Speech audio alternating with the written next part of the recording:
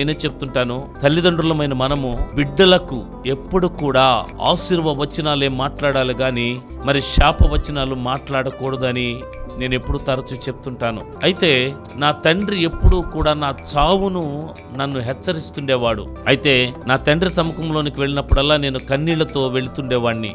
ఆయన ఎందుకు అలా తిడుతున్నాడా అనేటువంటి ఆ భావనను నేను గుర్తు పెట్టుకోలేకపోయాను.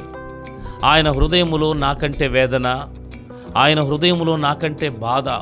అయ్యో, నా కుమారుడు సేవలో నుండి దూరం అయిపోయాడు, లోకానుసారంగా లోకస్తుల్లాగా బ్రతుకుతున్నాడనేటువంటి వేదనతో నలిగిపోతూ నా గురించి ఆలోచన చేసి మరణ పడకలోనికి వెళ్ళిపోయాడు. ప్రియమైన వారలారా, నా కుటుంబం కన్నీళ్లు కార్చడం మొదలుపెట్టింది.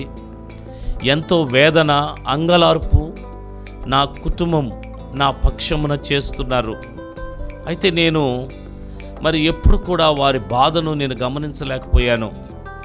నా తల్లిదండ్రులు నన్ను తిడుతున్నారులే, మరి నన్ను ఈ విధంగా అవహేళనగా మాట్లాడుతున్నారని అంటే నేను అనుకునేది నా మీద కోపమేమో, నా మీద ద్వేషమేమో అని నేను అనుకునేది. కానీ వారు నన్ను ప్రేమిస్తున్నారు గనుకనే